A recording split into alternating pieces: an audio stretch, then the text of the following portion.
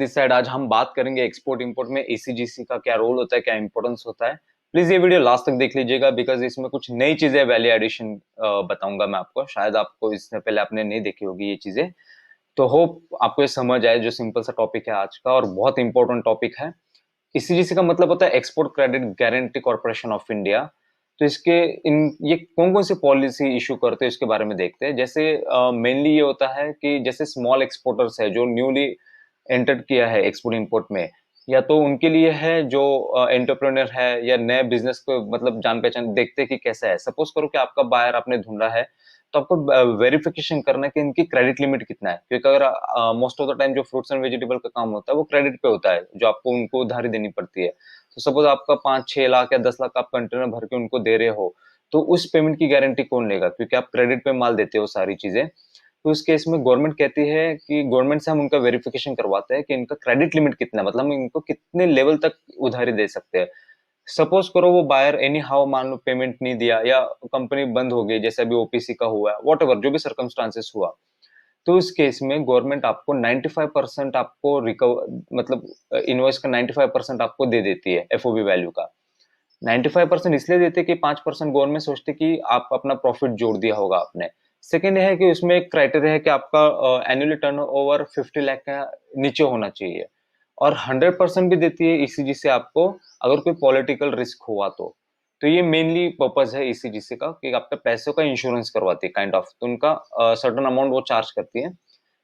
अभी ये स्लाइड में ये है कि कंस्ट्रक्शन वर्क पॉलिसी ये नई चीज होगी शायद आपके लिए। ईसीजीसी ये भी सर्विस प्रोवाइड करती है कि जो इंडियन से वहां पे वो मतलब जो टेंडर्स निकलते हैं फॉरेन कंट्री के, या तो इंडियन गवर्नमेंट कंस्ट्रक्शन के ऐसे कुछ काम है जो सिविल कॉन्ट्रैक्ट्स के जो एब्रोड्स में होते हैं ना, कॉन्ट्रैक्ट्स निकलते हैं, तो हम अपने लेबर देते हैं। तो एज पर जो कॉन्ट्रैक्ट बन चुका है, अगर आपका वहां का एम्प्लॉयर जो होता है, जो वहां से जो प्रोवाइड कर रहा है पैसे वगैरह, अल्टीमेटली हमारे इंडिया में फॉरेन करेंसी आ रहा है डॉलर्स में, तो गवर्नमेंट बोलते हैं कि सम ड्यू टू सम रीजन अगर वो दे नहीं पाया वहां का पर्सन, तो इस केस में इसी से आपको 85% का लॉस कवर करके दे देती है।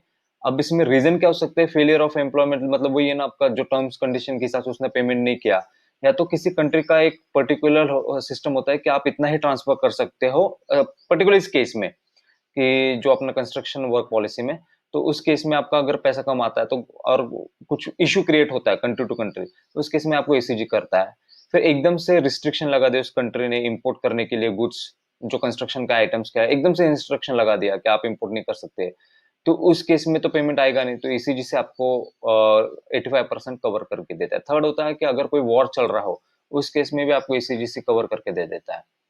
चौथा है कि insurance covers for buyers credit and line of credit. इसी का एक मेन रोल प्ले करती है कि जैसे सपोज करो किसी कंट्री को इंडियन की मशीनरी चाहिए फॉर मैन्युफैक्चर, कोई पर्टिकुलर प्रोजेक्ट के टाइम हम अपनी मशीनरी वहां पे यूज करते हैं, या तो अपने बायर्स को देते कि आप अपने हमारे मशीन से अपना प्रोजेक्ट या जो भी वॉट आपका टास्क है, जो भी काम है, आप मैन्युफैक्चरिंग करो या प्रोड्यूस करो, जो भी whatever X Y Z काम।